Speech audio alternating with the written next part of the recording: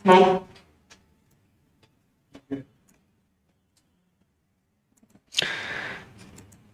বিল্লাহি মিনাশ শাইতানির রাজিম বিসমিল্লাহির রহমানির রহিম।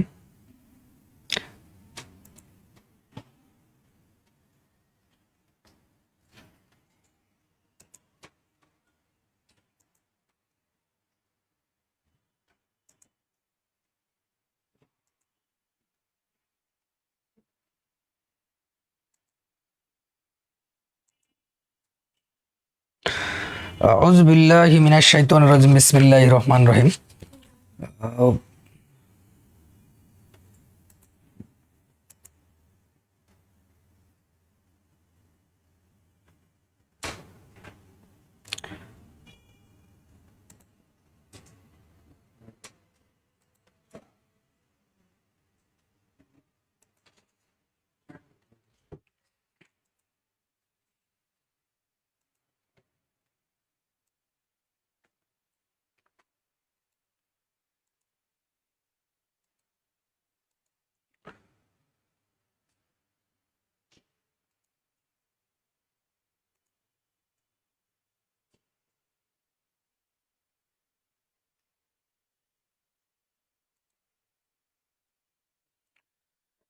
ওকে, আমরা শুরু করছি আজকের একটা বিষয়।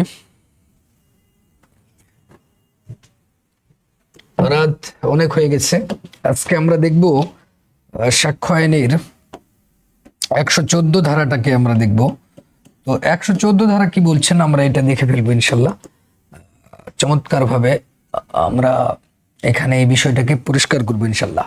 দেখা যাক লাইভে যারা আছেন তারা আমরা ক্লিয়ার করে দিই বিষয়টাকে, যে 114 কি বলছে আসলে আমাদের, সেই জিনিসটা আমরা এখানে আলোচনা করব ইনশাল্লাহ। ধারা 114 কি বলছেন আসলে আমাদের, অনেকে পড়াশোনা করে এই বিষয়গুলো কি আসলে বুঝতে পারে না যে 114 সাক্ষ্য আইনের কি বলছে। তো সাক্ষ্য আইনের 114 ধারা যেটা বলছেন আমাদের, সেটা আমরা এখানে আলোচনা করব।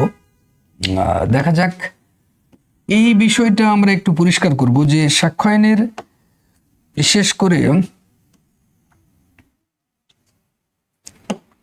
সাক্ষ্য আইনের 114 ধারা কি বলছেন আসলে। তো সেটা শিখতে গিয়ে আমাদের যেটা করতে হবে, কয়েকটা জিনিস এখানে মাথায় রাখতে হবে সবাইকে। যে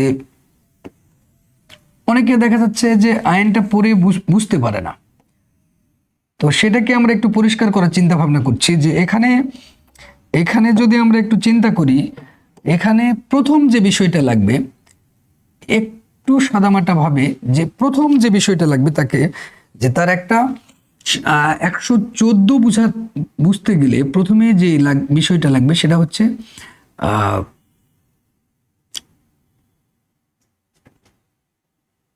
কৌশল। একটা বিষয় লাগবে যে আসলে যে কৌশলে এই বিষয়টা মনে রাখা যাবে, প্রথম যে বিষয়টা। দ্বিতীয় যে বিষয়টা লাগবে সেটা হচ্ছে যে এই যে কৌশলটা জানলো সেইটার উপধারা যেটাকে বলে, উপধারাটা কিন্তু তাকে জানতে হবে, কারণ উপধারা থেকে কিন্তু কোশ্চিনটা হয়ে থাকে জুডিশিয়ারি এবং বার কাউন্সিল এবং হাইকোর্টেও সেখান থেকেই কোশ্চিন করে মাঝে মাঝে। তো উপধারার কনসেপ্টটা জানতে হবে। এবার যেটা জানতে হবে যে সেই বিষয়টাকে জানার জন্য আমাদের লাগবে উদাহরণ, বাস্তব উদাহরণ আমাদের লাগবে। এরপর যে বিষয়টা আমাদের লাগবে, লক্ষ্য রাখুন, কৌশলের পর উপধারা, তারপরে উদাহরণ, তারপরে যে বিষয়টা লাগবে, যে উদাহরণের পরে যে বিষয়টা লাগবে সেটা হচ্ছে এটার কোনো আইনের যে মিল, এইগুলোর সাথে অন্য কোনো ধারাগুলোতে যে মিল আছে, এই আইনের মিলটা আমাদের জানা লাগবে। আরেকটা বিষয় এখানে খুবই বিখ্যাত একটা বিষয়, যেটা হচ্ছে বিখ্যাত মামলা লাগবে, যে আসলে ওগুলো নিয়ে কোনো আদালত কি বিচার করছে কিনা, আইন যে পড়ার যে একটা সার্থকতা কোথায় আসলে। তো এই বিখ্যাত মামলাটা আমাদের লাগবে। আরেকটা বিষয় লাগবে আইনের মিলের সাথে অন্যান্য আইনের সাথে যে একটা মিল। তার আগে অন্যান্য যে অনেক আইন আছে, তো অন্যান্য আইনের সাথে মিল কেমনে, অন্যান্য যে আইনগুলো আছে আমাদের দেশে এই আইনগুলোর সাথে কিভাবে মিল, সেতু বন্ধন কিভাবে আছে সেইটা কিন্তু আমাদের জানতে হচ্ছে। আরেকটা বিষয়, লক্ষণীয় একটা বিষয়, এই 14 ধারা জানতে গিয়ে আরেকটা বিষয়ের সাথে পরিচিত হওয়া উচিত, যে অনুমান জিনিসটাকে বুঝতে হবে। অনুমান জিনিসটা কি, অনুমান করা, প্রিজাম্পশন জিনিসটাকে বুঝতে হবে। ডক্ট্রিন অফ প্রিজাম্পশন, যেটাকে মতবাদ বলা হচ্ছে, এইটা জানতে হবে। আরেকটা বিষয় এদিকে আমরা যদি দিয়ে দিই, যে অনুমানের পর মোটামুটি জিনিসটা কিন্তু একটা নখদর্পণে চলে আসবে, যে আসলে বিষয়টা কি আসলে। তো আমরা প্রথমে দেখব যে যেহেতু জিনিসটাকে ধার করা হয়েছে, কনসেপ্টটাকে ধার করা হয়েছে 114, আমাদের আইনটার নাম কি বলে দেই, যে সাক্ষ্য আইন। আজকের বিষয় হচ্ছে সাক্ষ্য আইন। এই সাইটে দিলেও ভালো হয়, অনেকেই আবার বুঝবে না যে এটা কোন আইনের 114। তো সাক্ষ্য আইন কোমা ব্যবহার করে 1872 লিখতে হবে এভাবে। তো এই সাক্ষ্য আইনের 114 বুঝতে গিয়ে প্রথম যে কনসেপ্টটা যে সন্তানদের বুঝতে হবে, যেটা সেটা কিন্তু চমৎকার যে একটা বিষয়, একটু ফিল করেন, ফিল দ্য টিচিং মেথড। এই বিষয়টা, অনুমান বিষয়টাকে কিন্তু আগে মস্তিষ্কে নিতে হবে, কারণ অনুমান না বুঝলে 114 ধারা কিন্তু বোঝা যাবে না। তো অনুমান এখানে আমরা দেখেছি যে প্রথমত 2 প্রকার, খণ্ডনীয়, অখণ্ডনীয়। তো এখান থেকে আমরা সিনোপসিস যদি করি, তো সেখান থেকে আমরা যে বিষয়টা আমরা খুঁজে পেয়েছিলাম বহুকাল পূর্বে, সেটাকে আমরা 3 ভাগে, যেটাকে আমরা দেখিয়েছিলাম বহুকাল পূর্বে, যে এসএমসি ওরসালাইন আমরা কিন্তু বলি। সংক্ষেপে এটাকে আমরা কোডিং যদি করে ফেলি, এসএমসি আমরা বলতে পারি, এসএমসি। তাহলে এস একটা, এম একটা, সি একটা। তো এদের মধ্যে আমরা কিন্তু একটা কনসেপ্ট গ্রো করেছিলাম বহুকাল পূর্বে, যে এস হচ্ছে শ্যাল প্রিজুম, আর মে প্রিজুম এমতে, আর সিতে কনক্লুসিভ প্রুফ। তো আমাদের যে বিষয়টা, এই অনুমানটা যে 114তে যে কথাগুলো বলেছে ভদ্রলোকেরা, সেটার কৌশল দেখাবো একটু পরে, তাহলেই পরিষ্কার হবে। সেটা কিন্তু এই যে আমরা দেখতে পাচ্ছি মে প্রিজুমের আন্ডারে পড়ে। শ্যাল প্রিজুম কিন্তু আমরা শুরু করেছি 79 থেকে। আমরা দেখেছি যে এই শ্যাল প্রিজুম 79 থেকে শুরু করে আমরা দেখেছি, সহজে মনে রাখার উপায়। আর মে প্রিজুমটা শুরু হয়েছে 86 থেকে, সহজে।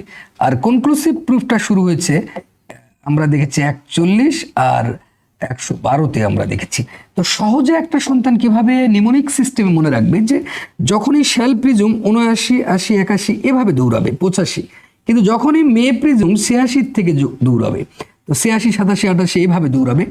এই দৌড়ানোর ফলশ্রুতিতে আমরা এখানে দেখব এই 114 সেখানে জড়িত আছে। এখন আমাদের বিষয় হচ্ছে যে 114 আসলে কি বলছেন, আমাদের বিষয়টা আমাদের কি বলছেন, এটাই এখন দেখার বিষয়। যে 114 মূল বক্তব্য কিন্তু কৌশল না জানলে কিন্তু মনে থাকবে না, এবং তার উপধারা না জানলে, উদাহরণ না জানলে, আইনের মিল না জানলে, বিখ্যাত মামলা কিভাবে আদালতের প্রয়োগ ঘটাচ্ছে, অন্যান্য আইনের সাথে মিল কেমন নেই, অনুমান জিনিসটা কি, প্রিজাম্পশন ইংলিশ শব্দটা সেখান থেকে এসেছে। এবার আমাদের কাজটা হচ্ছে যে বিষয়টাকে বোধগম্য করা, যে আমরা এবার এই যে এইখানে যে বিষয়টা দেখতেছি, যে কৌশল বিষয়টা, এই কৌশল বিষয়টার দিকে নজর রাখা ভালো বলে আমরা মনে করছি। এই কৌশলটা কি সেই কৌশল? আমরা যদি দেখি যে সূত্রর আকারে যদি একটা সন্তান মনে রাখে, তাহলে কিন্তু মনে থাকে বেশি। তাহলে প্রথমে আমরা ক্লিক করব যে কি সেই কৌশলটা, এটা আমরা একটু দেখব। এটাকে আমরা যদি স্ক্রিনশট একটু দিয়ে রাখো বাবারা, স্ক্রিনশট দিলে হবে কি, যে আমরা বুঝতে সুবিধা হবে। আমরা একটু সরে যাচ্ছি, স্ক্রিনশট দিলে আমরা প্রথমে কৌশলে যাব, তারপরে উপধারাটাকে বুঝাবো, এবং কেন সেটা অনুমান থেকে জন্ম নিচ্ছে, এবং সেটার উদাহরণ কি হতে পারে বাস্তব জীবনের, আমাদের জীবন দিয়ে। আসলে আইনে তারাই ভালো করে যারা নিজেকে উদাহরণস্বরূপ চিন্তা করে, নিজেকে নিয়ে চিন্তা করবে, অন্যকে নিয়ে চিন্তা করবে না। ধরুন আপনার নাম সাইরাজ নিয়ে চিন্তা করবেন, আপনার নাম মারিয়া নিয়ে চিন্তা করবেন, আপনার নাম আফরুজা আপনি নিয়ে চিন্তা করবেন, আপনার নাম দীপা চিন্তা করবে, আপনি হচ্ছেন আবুল হোসেন আবুল হোসেনকে নিয়ে চিন্তা করবেন। এইটা চিন্তা মানেই তার মানে XYZ অটো আসতেছে। আপনার নাম যেটাই থাক না কেন, উদাহরণগুলোতে কিন্তু দেখবেন আপনি রিটেনে ধরাশায়ী হচ্ছে XYZ MNOP এগুলো ব্যবহার করে, নাম সরাসরি ব্যবহার না করে। ঘটনা কিন্তু একই জিনিস। তো আমাদের গল্প যেহেতু 114 বুঝা, তো 114তে কি জিনিস আছে আমরা কিন্তু জানি যে এটা মে প্রিজিউম আছে বা অনুমান করতে পারে, কথাটা বলা আছে যে অনুমান করতে পারে, এটা শিরোনাম, যে অনুমান করতে পারে বা অনুমান করা যেতে পারে, করা যেতে পারে, এটা মে ব্যবহার করা। এই যে মেটা কোথা থেকে আসলো? Modal auxiliary verb. এই যে মে, এটা কোথা থেকে আসলো? এই মেটাকে বলা হচ্ছে মডাল অক্সিলারি ভার্ব। তো এই মডাল অক্সিলারি ভার্ব, এই মডাল অক্সিলারি ভার্ব এটা হচ্ছে ইংরেজির কনসেপ্ট। তো সেখানে আমরা দেখেছি যে মডাল অক্সিলারি ভার্ব অনেক আছে, যে shall, should, will, would, can, could, may, might, am to, is to, are to, would better, would rather, must, ডিয়া। এই যে মডাল অক্সিলারি ভার্ব এটা অর্থ অনুমান করা যেতে পারে, আর শ্যালটা হচ্ছে অবশ্যই অনুমান করবে।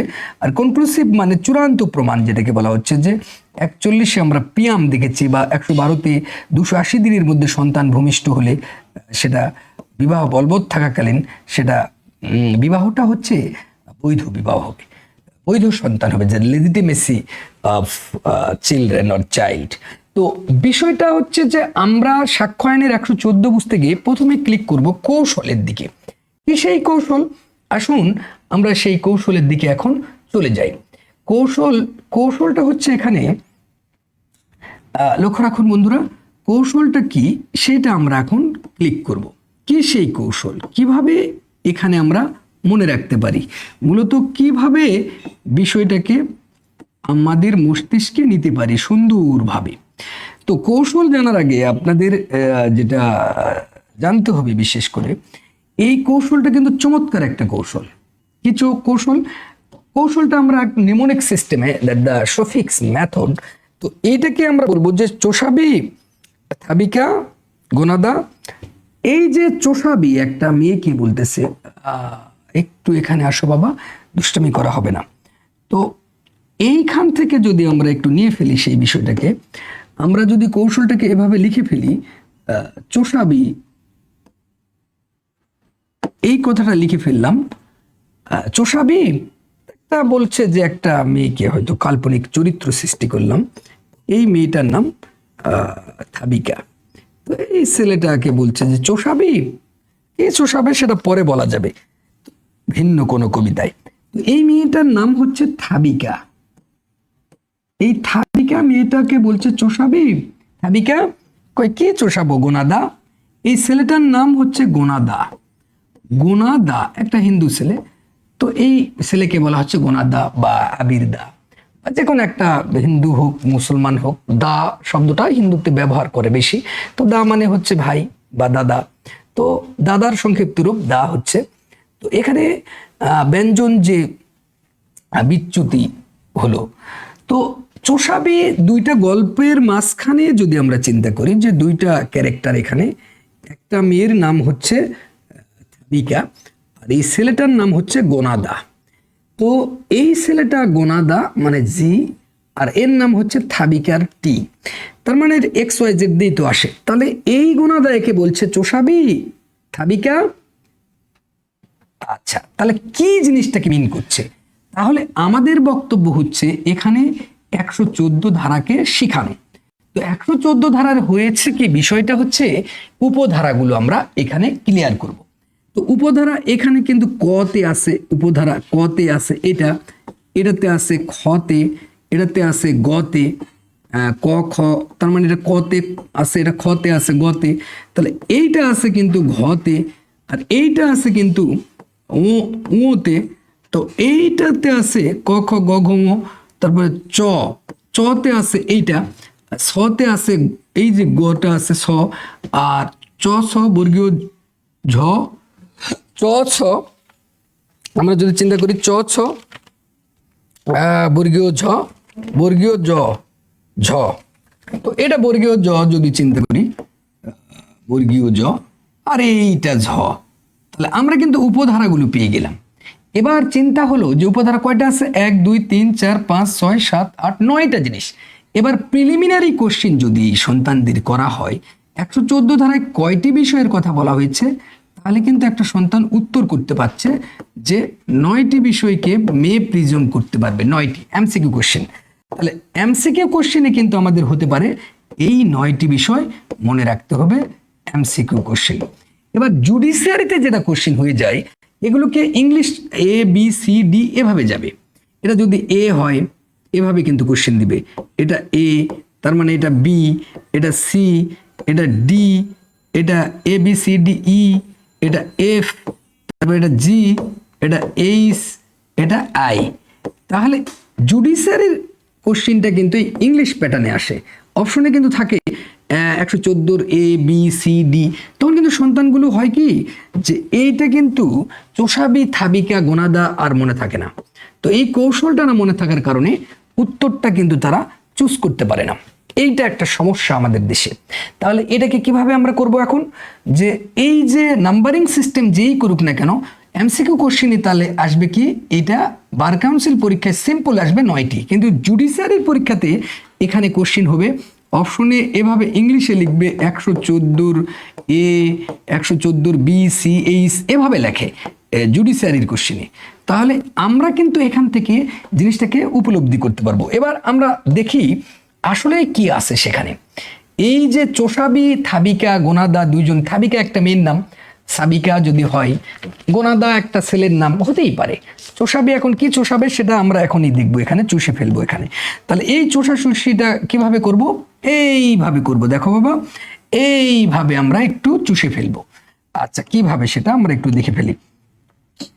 এই জায়গাটাতে আমরা যদি সিস্টেমটাকে সিস্টেম করি আর ওইদিকে ধারাটাকে ডিল করি বা উদাহরণটাকে ডিল করি, এটা ক্ষেত্রে ভালো হয় যে ছেলেপেলেরা বুঝতে পারবে বেশি। তাহলে এইটাকে আমরা এমনভাবে ডায়াগ্রামেটিক্যাল প্রেজেন্টেশন স্কিল করব যাতে করে পড়াশোনাটা মস্তিষ্ক থেকে রাব আউট না হয়। তো এই জিনিসটাকে আমরা প্রথমে যেটা দেখাবো, যে প্রথম ঘরে আমরা কিন্তু দেখাবো যে এইটার ধারাটাকে দেখাবো না, আগে সিনপসিস করব যে বিষয়টা কি। প্রথম ঘরে আমরা কিন্তু দেখাবো যে বিষয়টা কি, কি বিষয় নিয়ে আসলে কথা হচ্ছে, এবং পরের ঘরে আমরা কিন্তু দেখাবো যে সেটার আসলে ধারাটা কত, কোন ধারাতে তার খেলাটা ঘটলো, উপধারা কততে তার খেলাটা ঘটলো। এর পরের ঘটনাটা আমরা দেখাবো চমৎকার ভাবে, যে পরের ঘটনা দেখাবো যে সহজ একটা উদাহরণ দেখাবো, সহজ একটা উদাহরণ, সহজ হোক কঠিন হোক, সহজ উদাহরণ আসলে বই পুস্তকে নাই, মানুষ এই কারণে আইনটা বোঝে না, আমরা সহজ উদাহরণ বোঝাবো। আর আরেকটা বিষয় এখানে লক্ষণীয় যে আদালত কিভাবে এটাকে ব্যবহার করেছে, যে কেমন কোন মামলায় ব্যবহার করলেন, বিখ্যাত মামলা দ্বারা এটাকে আমরা প্রুফ করব যাতে করে সন্তানগুলো বুঝতে পারে। এই হচ্ছে মোটামুটি আমাদের খেলা। তো এখানে যখন আমরা এটাকে বুঝাতে যাব তখন আমাদের বুদ্ধিটাকে একটু ফিল দ্যাট টিচিং মেথড। তো আমরা কিন্তু এখন থেকে এই যে চোটাকে নিয়ে নিব, চোটাকে এভাবে যদি আমরা নিয়ে ফেলি তাহলে আমরা এখানে দেখতে পাচ্ছি চোটাকে যখন আমরা নিচ্ছি তখন চোতে আসলে কি জিনিস বোঝাচ্ছে। চোতে কিন্তু বোঝাচ্ছে চোরাই মাল দখল। চোরাই মাল যে দখল করবে, যার দখলে থাকবে, এই যে চোরাই মাল দখলে যার থাকবে এইটা কিন্তু অনুমান করা যেতে পারে। এখানে কিন্তু কেন যেতে পারে, কারণ এখানে কিন্তু ব্যবহার করছে মেয়ে, কিন্তু ব্যবহার করছে শ্যাল, কিন্তু কনক্লুসিভ প্রুফ করেনি। তাহলে চোরাই মাল যদি দখল করে তাহলে ধারাটা কত, অটো কিন্তু চলে আসতেছে যে এটা 114 ক, 114 কতে চলে আসতেছে ধারাটা, খেয়াল করেন। এটা ইংলিশে 114 এ হবে। তাহলে তাহলে উদাহরণটা কেমন হতে পারে, আমরা উদাহরণ দিতে পারি যে চুরির অল্প সময়ের মধ্যেই যদি অল্প সময়ের মধ্যে, আর বিষয়টা কি, চুরির অল্প সময়ের মধ্যে যদি আমরা যদি দেখতে পারি, অল্প সময়ের মধ্যে যদি চোরাই মাল ধরো দখলে থাকলে সে চোর বা জেনে শুনে চোরাই মাল গ্রহণকারী। ধরো একটা জিনিস চুরি হয়েছে, চিন্তা করো, তো অল্প সময়ের মাধ্যমে যদি যার দখলে আছে সেটা কিন্তু জেনে শুনে চুরি করেছে এরকম। তো উদাহরণটাকে যদি আরো আমরা একটু সহজ দিই, ধরো আমরা যদি চিন্তা করি এখানে যে রিয়াদের বাসা থেকে চুরির 2 দিন পরে, ধরো একটা রিয়াদ একটা ছেলের নাম, তো একটা এখানে মোবাইল ফোন আমরা যদি চিন্তা করি, মোবাইল ফোন চুরি হয়ে গেছে। ধরো একটা মোবাইল চুরি হয়ে গেছে। তো এই মোবাইল ফোন যে এই বাসাটা হচ্ছে ধরো রিয়াদের বাসা, তো চুরির 2 দিন পরেই যদি চুরি হওয়া ওই মোবাইল ফোনটা পাওয়া গেল, তাহলে ওই রিয়াদ যদি ব্যাখ্যা দিতে না পারে, বৈধ কোনো ভ্যালিড ব্যাখ্যা না দিতে পারে, তাহলে কিন্তু এটা অবশ্যই অনুমান করা যাবে এমন নয়, এটা অনুমান করা যেতে পারে। আমাদের গন্তব্য কিন্তু অনুমান নিয়ে খেলা।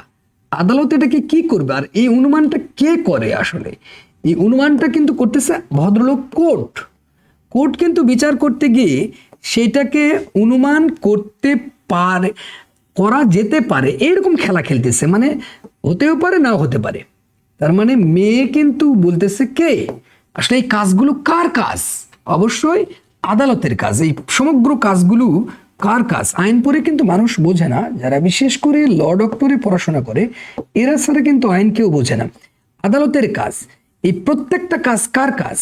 প্রত্যেকটা কাজ কিন্তু এই প্রত্যেকটা কাজ, এই 9টি কাজ আমরা দেখতেছি যে কাজ এখানে 9টি, এই 9টি কাজ প্রত্যেকটা কাজই কিন্তু আদালতের কাজ। এই যে ভদ্রলোক আদালতে বিচারকদের কাজ।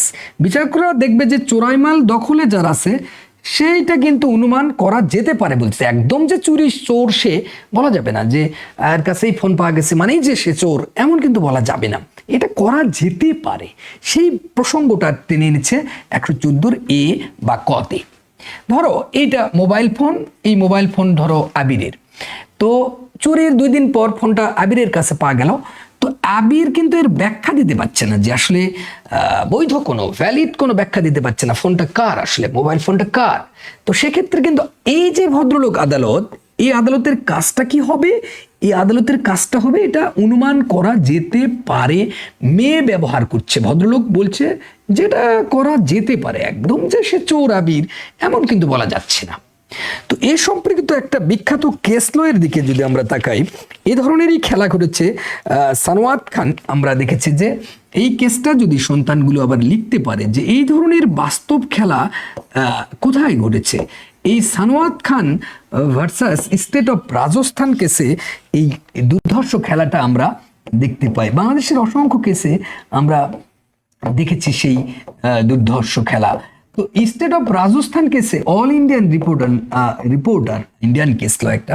তো এই অল ইন্ডিয়ান রিপোর্টার আমরা দেখেছি যে 1956 সুপ্রিম কোর্ট 54, তো 1956 সংবিধান হয়েছিল পাকিস্তানের, সুপ্রিম কোর্ট একটা জাজমেন্ট দিয়েছিল। এখানে 54 নম্বর পেজটা খুললে আমরা রিফ্লেকশন দেখতে পাই চমৎকার ভাবে। তো আমরা যেখানে এখান থেকে যে একটা কনসেপ্ট গ্রো করলাম, সন্তানগুলো যখন আইন পড়ছে তখন এটা রিটেন খাতায় রিফ্লেকশন আমরা দেখতে পাচ্ছি না, যার ফলশ্রুতিতে রিভিউ সিস্টেম নামের যে একটা দুর্ধর্ষ খেলা চলে আসতেছে আমাদের দেশে। এবং পাশাপাশি যাদের এখানে A+ পাওয়ার কথা, তারা কলেজ হলে 1 মার্ক 2 মার্ক 3 মার্কের জন্য ফেল করছে। কেন করছে? এটা কিন্তু ক্লাসটা যারা দেখবেন এটা নিদর্শন জ্ঞানীদের জন্য। তাহলে আমরা কিন্তু দেখেছি যে চোষাবি থাবিকা বলতেছে কে? গোনাদা। চোষাবি থাবিকা গোনাদা। তো এইটাকে আমরা যদি চোটাকে আমরা যদি টেনে আনি, যে চোতে কি আমরা বললাম যে এইটা চোরাই মাল দখলে যার থাকবে সেটা আদালত অনুমান মানে এইটা মেঘ বলা হয়েছে, অবশ্যই যে চোর এমন বলা যাবে না। তো আমরা দেখলাম 9টা বিষয়ের ভিতরে একটা বিষয় আমরা এখানে দেখতে পেলাম। তো একটা বিষয়কে আমরা যদি নাম্বারিং সিস্টেম করি তখনও কিন্তু ভালো হবে। এবার 2 নাম্বার বিষয়, ওই 9টা বিষয়ের মধ্যে এখান থেকে আমরা এটা গ্রো করব। এটা কিন্তু শেষ, শাকে নিয়ে নিব। এই দন্ত সহায়কার দিয়ে কি বোঝানো হয়েছে সেদিন? তো আমরা এখানে দেখতে পাই যে সাথে কিন্তু আমরা এখানে দেখতে পাচ্ছি যে দন্ত সব ব্যবহার করছি, যে চুষবি থাবিকা চুষবিও হবে, চোষাবিও হতে পারে। দন্তস্ব আমরা যদি নেই, শুধু দন্তস্ব এখান থেকে নিলাম, এই দন্তস্ব দিয়ে আমরা দেখাতে পাচ্ছি যে সহযোগী অ্যাকমপ্লিশ, যেটাকে বলা যায় সহযোগী অপরাধীর সাক্ষ্য। তো চোরাই মাল সম্পর্কে যেটা আছে সেটার সাথে অন্য আইনের কি মিল, এটা কিন্তু একটা সন্তান বুঝতেছে না। আবার এই বিষয়টা আমরা পেনাল কোডের কোথায় পাই? আমরা দেখেছি যে পিসিতে আমরা যেটা দেখতে পাই 410-এ কিন্তু স্টোলেন প্রপার্টি, 411, 412, 13, 14-তে স্টোলেন প্রপার্টি চুরির যে বিষয়টা সেটা কিন্তু আবার পেনাল কোডের 378 থেকে শুরু করে 382 পর্যন্ত লিপিবদ্ধ আমরা দেখতে পাই। সন্তানগুলো হচ্ছে 114 পড়তেছে, কিন্তু এই ধারাগুলোকে লিঙ্ক আপ করতে পারছে না পরীক্ষার খাতায়। তখন হচ্ছে কি যে নম্বরটা কমে আসতেছে এবং তারা খাতা দেখেই একটা হাস্যকর মনে হয় যে আসলে এরা কি ছাত্র না পাত্র। তো চোরাই মালের যে প্রসঙ্গটা, তো সেটা কিন্তু পেনাল কোড যে ভদ্রলোক, ওইটা আমরা পরে যাব, একবারে মাথা ঘুরে যাবে। আমরা সব আইনের আবার বিধানগুলো দেখাবো যে সত্যিকার অর্থে কি কি ক্ষেত্রে কোন অন্যান্য আইনের সাথে যখন মিল দেখাবো যে কোন ক্ষেত্রে এই ধারাগুলোকে আমরা এখানে লিঙ্ক আপ করবো। তো আসুন আমরা দন্তস্বটাকে দেখে ফেলি যে সহযোগী, যদি আমরা অ্যাকমপ্লিশ চিন্তা করি, সহযোগী অপরাধীর সাক্ষ্য, তাহলে এটা কিন্তু আমরা দেখতেই পাচ্ছি যে সহযোগী মানে অ্যাকমপ্লিশ। তো সহযোগী মানুষ একটা ক্রাইম করতেছে, ধরো সহযোগী অপরাধী, তো এভিডেন্স অ্যাক্টের আবার 133 এখানে লিখতে পারছে না। তো সহযোগী অপরাধী এর যে সাক্ষ্য, সহযোগী অপরাধীর সাক্ষ্য যদি আমরা চিন্তা করি একটু মনোযোগ দিয়ে বন্ধুরা, তাহলে এইখানে কিন্তু এসে অটো আসতেছে, 114 খ আসতেছে বা বি আসতেছে। এখন সমস্যা যেটা হচ্ছে, সন্তানগুলো এই সহযোগী অপরাধীর সাক্ষ্যটাকে আইনটা পড়তেছে যখন বিআর অ্যাক্ট পড়তেছে এবং বস্তা বস্তা, আমাদের বই যারা পড়বে তারা খুবই বুদ্ধিমান হয়ে যাবে, ল ডক্টর, তারা কিন্তু এভাবেই শিখতে পাবে এবং আইন পড়ে বোধগম্য হবে এবং শান্তি, কলিজায় শান্তি পাবে, অগাধ শান্তি, মনে হবে আহ এত সুন্দর আইন, অথচ কি লিখে রাখছে এগুলা, বিআর অ্যাক্ট, ফেয়ার অ্যাক্ট, আইন পাট, টাইন পাট, মিনি ফিনি। তো এই যে সহযোগী অপরাধীর যে সাক্ষ্য 114 খতে আছে, এটা হয়তো বিজিএস, এটা বার কাউন্সিলে এরকম সহজ আসবে, কিন্তু জুডিশিয়ারিতে এটা ওটাও সহজ, 114 বি লিখে রাখবে, এটা কোনো সমস্যা নাই। এখন সহযোগী অপরাধী মানে কি? ধরো আমরা যদি একটু চিন্তা করি, উদাহরণটা নিই, যে এমন উদাহরণটা নিই যে সহযোগী অপরাধীর বিশ্বাসযোগ্য নয় যদি না গুরুত্বপূর্ণ বিষয় সমর্থন থাকে, করপোরেশন থাকতে হবে এখানে। আমরা এখানে এভিডেন্স অ্যাক্টের দিকে যদি তাকাই, সাক্ষ্য আইনের কিন্তু এটা আরো ধারার সাথে জড়িত, সেটা হচ্ছে 133-এ অ্যাকমপ্লিশ আছে। তো এইটা কিন্তু আবার সিআরপিসিতে কোথায় আছে, সন্তানগুলো লিখতে পারছে না, 337-এ আছে, 337, 38। তো এই যে সহযোগী অপরাধী সন্তানগুলো করছে কি, শুধুই 114 লিখে আসতেছে পরীক্ষার খাতায়, কিন্তু সেখানে যে লিঙ্ক আপ সিস্টেম, এগুলো কিন্তু তারা আইন পড়ে বোধগম্য না। আইন পারলে তো এগুলো লিখতে পারবে, আর তারা তো পরে বস্তা বস্তা সস্তা কয়েক টাকা বই, 700, 800, 900 টাকার বই পড়ছে। জিনিয়াসদের বই না পড়লে কিন্তু হবে না, যারা বুদ্ধিমান তাদের বই পড়তে হবে। তাহলে লাইভটা অবশ্যই দেখতে পাচ্ছেন, আমরা দেখতে পাচ্ছি রাত অনেকেই অবশ্যই দেখতে পাচ্ছে, কোনো সমস্যা নাই। তাহলে আমরা দেখতে পাচ্ছি যে সহযোগী অপরাধীর যে সাক্ষ্যটা 114 খতে আছে। ধরুন আমরা যদি উদাহরণ দেখি যে ডাকাতি মামলায় সহ অভিযুক্ত একটা মানুষ, ধরো সাইরাজের স্বীকারোক্তি আছে কিন্তু স্বাধীন সমর্থন নাই। ধরো একটা ডাকাতি মামলা, আমরা জানি যে ডাকাতি মামলায় 5 বা ততোধিক লাগে, তাহলে 5 বা ততোধিক, ধরো এখানে চলে গেছে এ, এক্স গেছে বা এ গেছে, বি গেছে, সি গেছে, এ বি সি ডি ই, এই 5 জন ডাকাতি করতে গেছে। তো এইখানে সহযোগী অপরাধী ছিল ধরে নিলাম বি, বা এ ই অপরাধী ছিল। তো এর কোনো সহযোগী যে অপরাধী অ্যাকমপ্লিশ যে ছিল, তো এর কোনো কিন্তু স্বাধীন সমর্থন ছিল না সেদিন। তো সেক্ষেত্রে আদালত কিন্তু সেখানে এইটাকে মে প্রিজুমের আন্ডারে নিয়ে আসবে, যে অনুমান করা যেতে পারে যে হ্যাঁ ঠিক আছে, মনে হয় এরা করছে এগুলা। তো ব্যাপারটা হচ্ছে এটাকে কনক্লুসিভ প্রুফ না যে একদম করছে, এই ধরনের গল্প কিন্তু বলা এখানে পাপ হয়ে যাবে।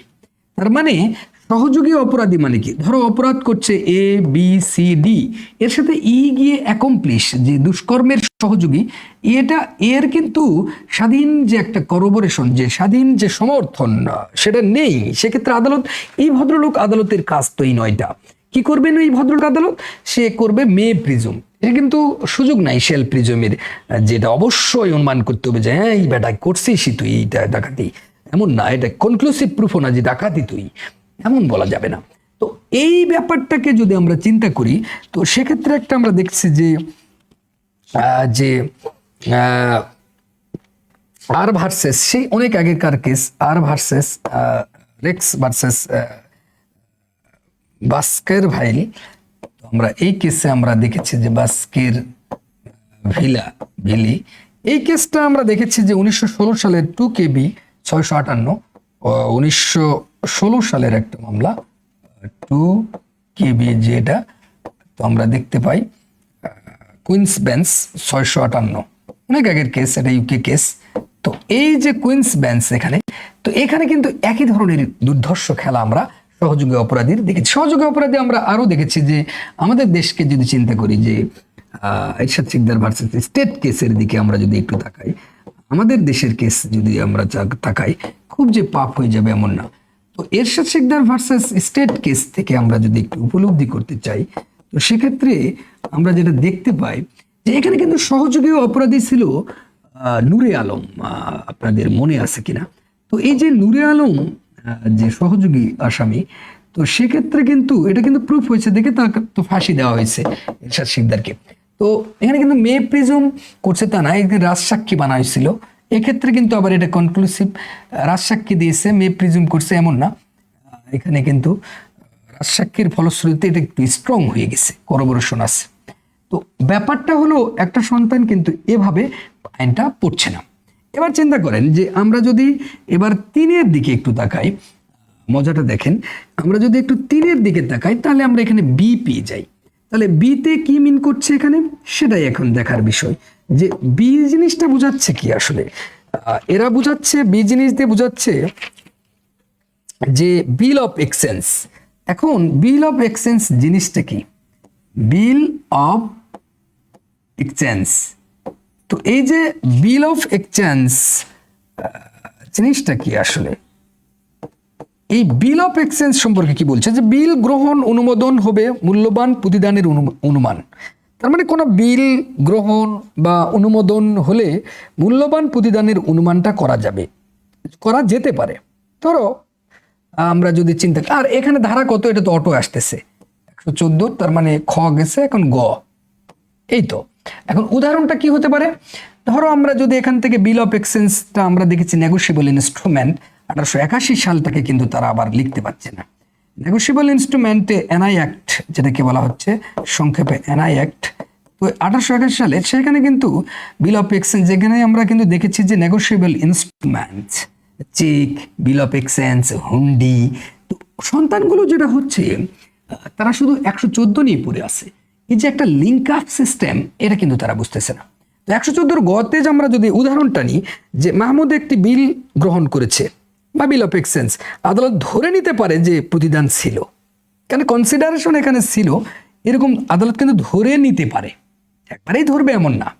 ধরো মাহমুদ নামের একটা মানুষ, এই মাহমুদ সাহেব, এই মাহমুদ নামে ধরেন একটা কি নিয়েছে যে একটি বিল গ্রহণ করেছে, আদালত ধরে নিতে পারে যে প্রতিদান ছিল, তার মানে কনসিডারেশন ছিল। যে কোনো একটা জিনিস, ধরেন একটা বাড়ি কিনতে গেছে, তো সেটা তো একটা টাকা থাকবে, যে বাড়িটার দাম ধরে নিলাম 22 লাখ টাকা বা 25, যদিও 22 লাখ টাকা নাই, আমরা যেখানে এইবার আছে সেটা 2 কোটি টাকা চাই।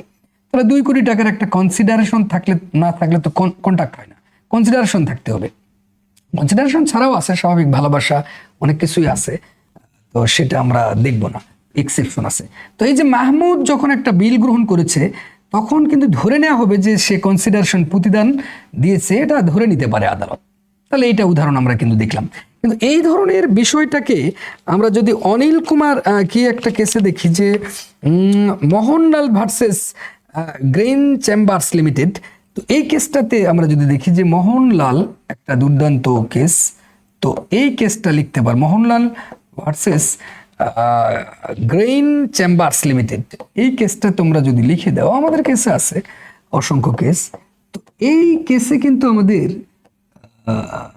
লিমিটেড, এই কেসটা Grain Chambers Limited case law, তো সেখানে all Indian report 1968, Supreme Court 772, এই যে এটা যদি কেউ লিখে দেয় অল ইন্ডিয়ান রিপোর্টার, এইখানতে 1968 সুপ্রিম কোর্ট এইভাবে ফার্স্ট ব্র্যাকেটে ক্লোজ করে 772 লিখে দেয়, এই একই ধরনের কীর্তিকলাপ কিন্তু এখানে আমরা দেখতে পাই, এই বাস্তব নলেজ।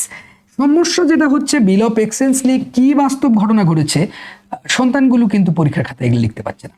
এবং এই যে বিল অফ এক্সচেঞ্জটা চলে আসলো কোন আইন থেকে, আমরা দেখেছি যে NI act, negotiable instrument act, যেটা আমরা দেখতে পাচ্ছি 1881 সালে, সেখানে কিন্তু নেগোশিয়েবল ইনস্ট্রুমেন্ট হস্তান্তরযোগ্য দলিলগুলোকে কোনগুলোকে বলতেছে, সেখানে বলতেছে চেক হচ্ছে হস্তান্তরযোগ্য দলিল, আবার বলতেছে বিল অফ এক্সচেঞ্জটা হচ্ছে হস্তান্তরযোগ্য দলিল।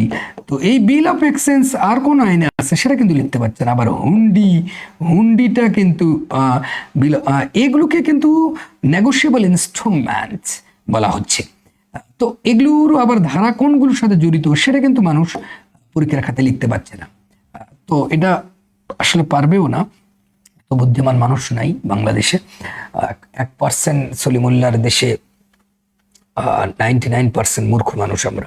তো এইটা আমরা কিন্তু এখান থেকে বুঝতে পারছি বিষয়টাকে। এটাকে তাহলে আমরা একটু উপরে তুলে যদি দিই সেক্ষেত্রে ভালো হয়।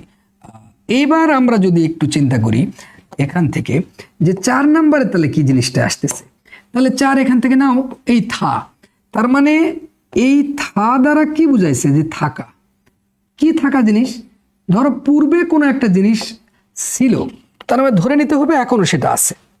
ধরো আমরা যদি চিন্তা করি যে অল্প সময় আগে বিদ্যমান বস্তু এখনো বিদ্যমান, এটা আদালত ধরে নিতে পারে, মেয়ে করতে পারে। এটা কিন্তু কাজগুলো কার, এই কাজটা কার, এটা আদালতের, এই কাজটা কার, এই কাজটা কার, এই কাজটা কার, সব আদালতের।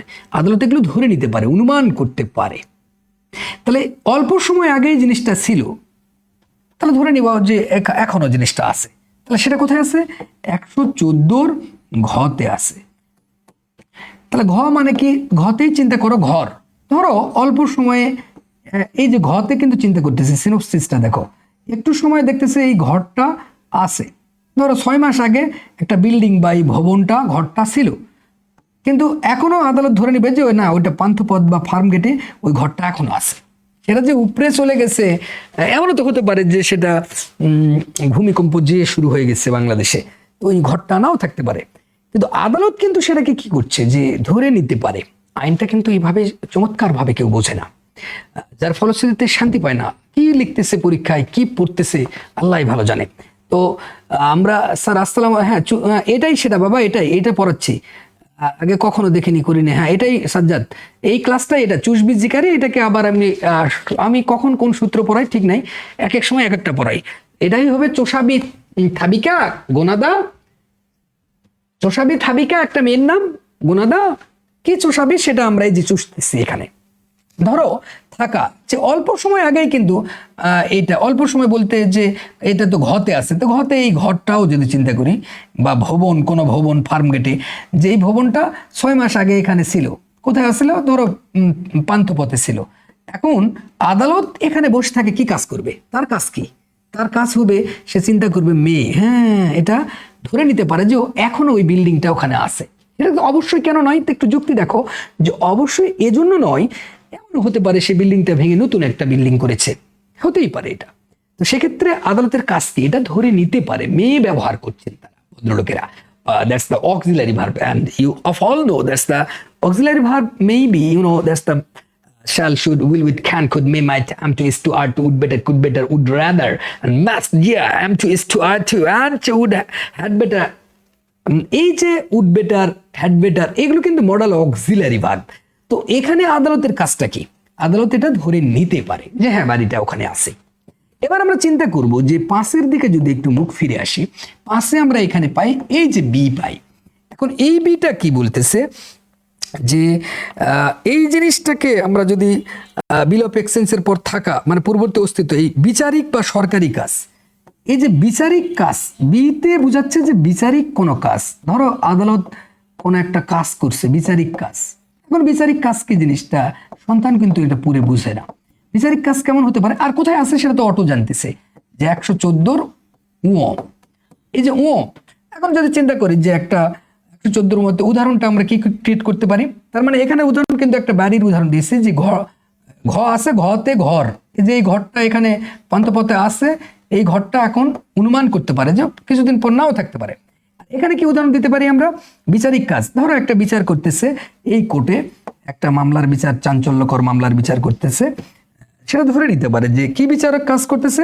ধরো জিয়া, খালেদা জিয়া যে একটা জিয়া অরফানেজ ট্রাস্ট, এই যে কি যেন মামলা, বা আমরা এখানে একটা চিন্তা করতে পারি যে যে এই মামলাটা ডক্টর ইউনূসের করতেছে, যে লিফট বন্ধ করে রাখতেছে, তো সে তো ক্ষমতা বসবে। তো এই যে ডক্টর ইউনূসের বিচার করতে ধরে নিতে পারে যে লিফট, যে এখানে বিচার হচ্ছে, আদালত যে বিচার করতেছে তার শুদ্ধ করতেছে না ভুল করতেছে, ফাইন করতেছে, এটা বিচারকের যে কাজগুলো, বিচারিক বা সরকারি কাজ নিয়ম মাফিক যে হয়, এটা কিন্তু সত্য যে ডক্টর ইউনূসের মামলা হচ্ছে, বা এটাই খালি আমরা চিন্তা করবো তা না। বিচারিক কাজগুলো এমন হতে পারে যে আমরা যদি বিখ্যাত মামলা দিয়ে চিন্তা করি, ধরো এইখানে চিন্তা করি যে বিচারিক কাজ এখানে হচ্ছে ডক্টর মহিউদ্দিন ভার্সেস ফারুকি। তো ডক্টর মহিউদ্দিন ফারুকি, এই যে একটা case, doctor Mohiuddin Farooq versus state Bangladesh case, তো এই যে একটা বিচার কাজ চালাচ্ছে আদালত, 49 DLR appellate division, page number 1। তো সেখানে আমরা দেখলাম যে টাঙ্গাইলের যে ফ্লাড এরিয়া, যেখানে FAP 20 কেস বলা হয় এটাকে, পরিবেশ নিয়ে যে FAP 20 কেসও বলা হয় এটাকে। তো এই যে কেসটা, মামলাটা মহিউদ্দিন ফারুকের যে বিচারিক একটা কাজ, এটা যে হচ্ছে সেটা কিন্তু আদালত ধরে নিতে পারে। নট অনলি দ্যাট, এই কেসটাই যদি শুধু আমরা বলবো এমন না, আমরা যদি এমনও চিন্তা করি যে এই কেসের বদলে যদি আমরা একটু চিন্তা করি, ধরো একটা মামলা হয়েছে যে আমরা যদি ব্লাস্ট ভার্সেস বাংলাদেশ কেস আমরা যদি চিন্তা করি, এই ব্লাস্ট ভার্সেস বাংলাদেশ কেসে মনে করি বিচার হচ্ছে, ব্লাস্ট একটা ভার্সেস বাংলাদেশ একটা কেস, বিডি কেস।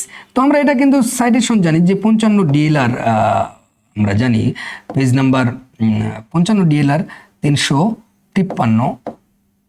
এই কেসটা আমরা 55 ডিএলআর কেসটা দেখতেছি, ব্লাস্ট কেসে কি দেখছি, ধরো এই কেসটাতে আমরা দেখেছি 54 ধারায় 9 প্রকার আগে ব্যক্তি ছিল, এখন 11 প্রকার ব্যক্তিকে বিনা ওয়ারেন্টি গ্রেপ্তার করতে পারছে। কিন্তু সেখানে ব্লাস্ট কেসে বলতেছে রিজনেবল সাসপেশন থাকতে হবে, তো রুপি নয়, কিন্তু এটা রিজনেবল সাসপেশন থাকবে। এই যে মামলা বিচারিক একটা কাজ তারা করলো, এটা কিন্তু আদালত ধরে নিতে পারে, অবশ্যই যে ধরবে এমন না, একদম যে এক্সস্টিভ এমন কোনো কথা নয়। এমনও বিচারিক কাজ হতে পারে, ধরো আমরা এখানে দেখলাম যে আবরার ফাহাদ মার্ডার কেসে, যে আবরার ফাহাদ ভদ্রলোক, এর যে বিচার করতেছে কে অপরাধী কি নয়, এটা কিন্তু আবার সরকারি কাজও যদি চিন্তা করি, ধরো এখন আমরা যদি চিন্তা করি সরকারি অন্তর্বর্তীকালীন সরকার এখন কাজ করতেছে জুলাই সনদ। তো এই যে জুলাই সনদটা আমরা যদি চিন্তা করি, যে জুলাই সনদটা কিন্তু এটা কিন্তু কনক্লুসিভ কোনো প্রুফ না, এটা কিন্তু জুলাই সনদ হচ্ছে কি মে প্রিজুমের আন্ডারে পড়তেছে, এটা কিন্তু শ্যাল প্রিজুমও নয় যে এটা হ্যাঁ ভোটই দেওয়া লাগবে এমন না, না ভোট দিলেও হবে, কোনো সমস্যা নাই।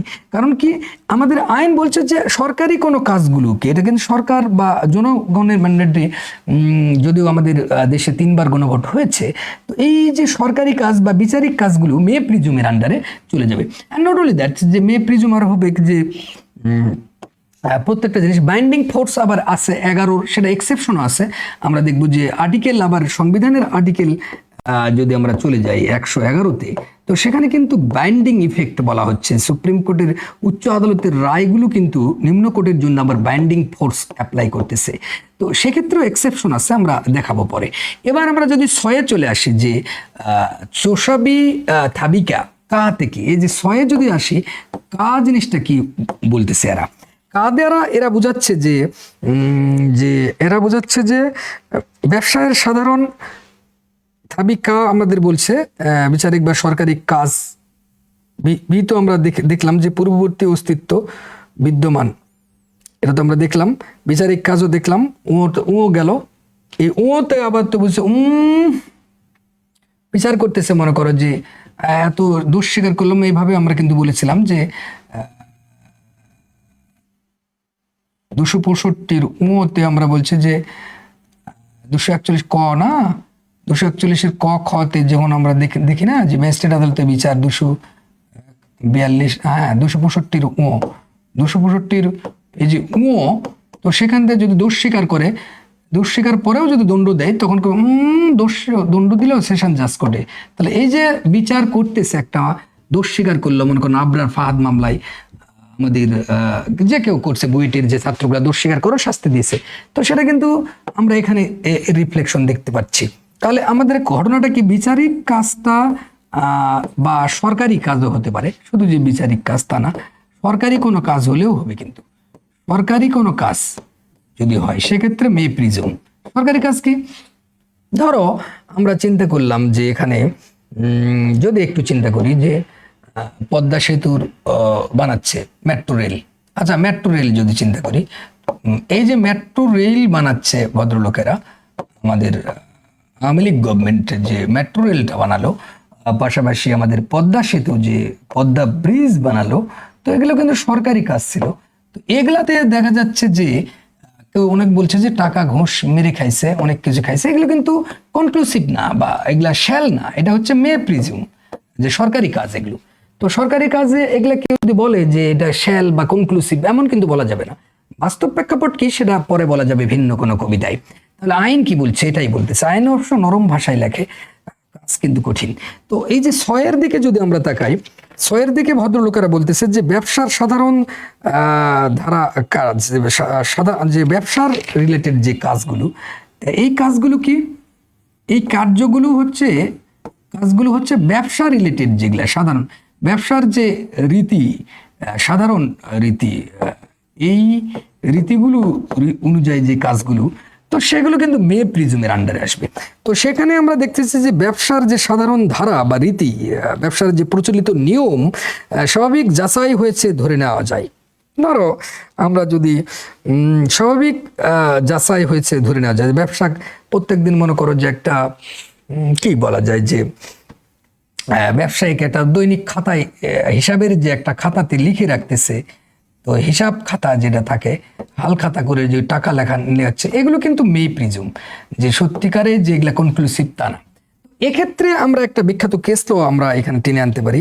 তো ওখানে বিচারিক কার্যের ওখানে তো অসংখ্য কেস দিয়েছি আমরা। State of Bihar versus Radhakrishna Singh আমরা দেখেছি, Bachchan Singh versus state case আমরা দেখেছি, সেখানে রিয়ারেস্ট অফ রিয়ার কেস, যেখানে হচ্ছে রিয়ারেস্ট অফ রিয়ার কেস যদি আমরা দেখেছি বিচারিক কাজে, সেটা একটু বলে রাখা ভালো যে আমাদের 302ও কিন্তু এটা হোল্ড করে, যে rarest of rear case Bachchan Singh কেসে আমরা দেখেছি যে বচ্চন সিং কেস। তো এই বচ্চন সিং কেসে আমরা কিন্তু এটা রিয়ারেস্ট অফ রিয়ার, আমরা রর মানে রেকর্ড অফ রাইটস না স্যাট অ্যাক্টের, তো 302ও কিন্তু আমাদের হোল্ড করে আমাদের ফিনল কোড। তো সেখানে মৃত্যুদণ্ড কিন্তু রিয়ারেস্ট অফ রিয়ার মানে এক্সেপশন কেসে, এটা কিন্তু সাজা না, একটা ব্যতিক্রম একটা নিয়ম দেওয়া হয়। ধরো শিশু ধর্ষণ করছে, তো সেক্ষেত্রে রিয়ারেস্ট অফ রিয়ার ডক্ট্রিনটা কিন্তু চলে আসে। তো সেক্ষেত্রে কিন্তু এই কেসে যে বিচারিক কাজ, এটা কিন্তু আমরা দেখতে পাই এখানে rarest of May, that is not conclusive. হিসাবের খাতাকে আমরা যদি এখানে চিন্তা করি, তো সেক্ষেত্রে একটা বিখ্যাত আমরা হীরালাল ভার্সেস যে বাদুকুলাল যে আমরা কেস, এটাও দেখতে পাই, যে হীরালাল কেস থেকে আমরা দেখতে পাই হীরালাল কেস। তো হীরালাল ভার্সেস এই কেসে আমরা দেখতে পাই, এই সবাই লিখে রাখো 1953 অল ইন্ডিয়ান রিপোর্ট 1953 সুপ্রিম কোর্টের একটা জাজমেন্ট। সেখানে আমরা 225 নম্বর পেজে এই খেলাটা আমরা দেখতে পাই যে কাজ যে সাধারণ ব্যবসার যে কাজগুলো, এগুলো মে প্রিজম, এগুলো কিন্তু কনক্লুসিভ প্রুফ না। এরপরে আমরা যদি চিন্তা করি যে 7-এর দিকে আমরা চলি, তো সেক্ষেত্রে থাবিকা গেল। এবারে গোতে যদি চিন্তা করি, এখন গোতে কি গোপন যদি থাকে, প্রমাণ যদি গোপন থাকে, গোনাদার যে গো নিলাম এটা গোপন থাকে, কি গোপন থাকবে, এই কিওয়ার্ডটা গোপন থাকবে, যে ধরো প্রমাণ গোপন থাকতেছে, না দেওয়া প্রমাণ দিলে গোপনকারীর বিপক্ষে যেত। যেমন যদি মারিয়া চুক্তিপত্র দাখিল করেনি যদিও তার কাছে ছিল, ধরো আমরা এখানে যদি একটা গোপন তথ্য, ধরো মারিয়া নামের একটা মেয়ে, ওর কাছে চুক্তিপত্র একটা ছিল দুজনের মধ্যে, ধরো এর নাম আশরাফের সাথে, কিন্তু এই চুক্তিপত্রটা কিন্তু সে আর বের করেনি। চিন্তা করো, চুক্তিপত্র দুজনের মধ্যে কিন্তু হয়েছে, কিন্তু মারিয়া চুক্তিপত্র দাখিল করেনি যদিও তার কাছে ছিল সেটা। তাহলে সেক্ষেত্রে আদালতের কাজটা কি? আদালত সেটাকে ধরে নিতে পারে, মে প্রিজম নট কনক্লুসিভ। আদালত ধরে নিতে পারে যে হ্যাঁ দেশনিকারে দুই, কনক্লুসিভ না যে মারিয়া দেয়নি বা রাগ করে এই গোপন করে রাখতেছে, যে মারিয়া চুক্তিপত্রটা, দুজনের মধ্যে আশরাফের সাথে যে চুক্তি হয়েছে সাইন করছিস সেটা দিচ্ছিস না কেন, যদিও তার কাছে ছিল তাও দিচ্ছে না, গোপন করে রাখতেছে। তাহলে এইটা আমরা কিন্তু এখানে দেখতে পাই। এটার যে আমরা কৃষ্ণজি, গোপাল কৃষ্ণজি ভার্সেস মোহাম্মদ হাজি লতিফ,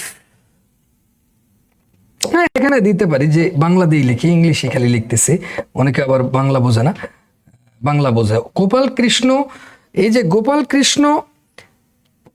কৃষ্ণজি কেস থেকে বনাম আমরা যদি চিন্তা করি, গোপাল কৃষ্ণজি বনাম মোহাম্মদ হাজি লতিফ,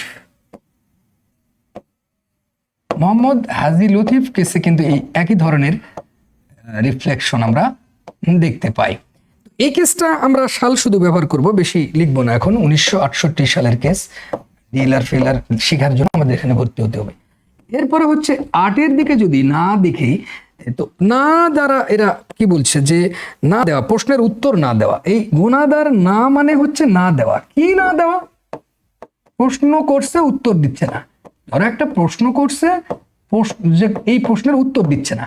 যেমন উদাহরণ যদি আমরা জানি যে আইনত বাধ্য নয় এমন প্রশ্নের নীরবতা। আকবর একটি প্রশ্নের উত্তর দিতে অস্বীকার যদি করে তাহলে প্রতিকূল অনুমান হবে। অস্বীকার যদি করলো, আকবর নামের একটা মানুষ, ধরো এই আকবর একটা প্রশ্ন তাকে করছে, কোর্ট, এটা কাজটা কার? অবশ্যই 9টা কাজই কিন্তু আদালতের কাজ। তাহলে এমসিকিউ পরীক্ষায় আসবে যে 114 ধারায় কয়টি বিষয় আছে? 9টি বিষয়। এটা কিভাবে মনে রাখবেন আমরা কিন্তু সেটা এখানে দেখেছি। তো আকবরকে একটা প্রশ্ন করছে, প্রশ্ন কিন্তু উত্তর দিচ্ছে না, তার প্রতিকূলে যাচ্ছে। তো সেই জিনিসটা কিন্তু আমরা এখানে দেখতে পেলাম। এটা আমরা কিন্তু এর আগেও দেখেছি। তো আরেকটা বিষয় এখানে ভালো জানা ভালো যে সুখদেব সিং ভার্সেস, এটা সুখদেব সিং কেসে আমরা এটা দেখেছি, ওটা দরকার নাই। এরপরে হচ্ছে 9 নম্বরের দিকে আমরা যদি একটু তাকিয়ে ফেলি, দা আছে লাস্টে। এই যে দাতে দায় সৃষ্টি করতেছে কোনো জিনিস, যে কোনো জিনিসের একটা দায় সৃষ্টি করতেছে। দায় সৃষ্টি কেমন? যে দায় সৃষ্টিকারী দলিল দায় গ্রহীতার দখলে যদি থাকে। ধরো একটা মানুষ, এই দুইজনের মধ্যে ধরো এই মানুষটার নাম মনে করো যে এর নাম হচ্ছে, নাম দিলাম কবির সাহেব। এই দিকে আমরা দেখতেছি ধরো এর নাম মিথিলা বাবু, চুল লম্বা এই জন্য মিথিলা। এর সাথে এর হয়েছে কি যে একটা দলিল হয়ে গেছে, ঋণ নিয়েছে এর কাছ থেকে, ধরো এর কাছ থেকে ঋণ নিয়েছে 50 লাখ টাকা। তো এই 50 লাখ টাকা একটা দায় হলো, দায় সৃষ্টি হয়ে গেল। কেমনে সৃষ্টি হবে? যে ঋণ গ্রহীতার কাছেই বন্ড পাওয়া গেছে, যখন এর কাছে যখন বন্ডটা, যে দুইজনের মধ্যে যে একটা বন্ড হয়েছে, বন্ড মানে কি? এই বন্ডটা তার কাছে ঋণ গ্রহণ করছে আমাদের ভদ্রলোক কবির, কার কাছ থেকে? এই যে মিথিলার কাছ থেকে 50 লাখ টাকার একটা বন্ড তার কাছে পাওয়া গেছে। এবার কিন্তু সেটা আদালত কি করতে, মে প্রিজুম ধরে নিতে পারে। একদম যে বন্ড পাইলেই যে সে ঋণ নিছে 50 লাখ এমন কিন্তু বলা যাবে না। এটাই কিন্তু 9-এর বিষয়, যে দায় সৃষ্টিটা যখন হবে, যে পাওয়া গেছে, এটা কোর্ট ধরে নিতে পারে।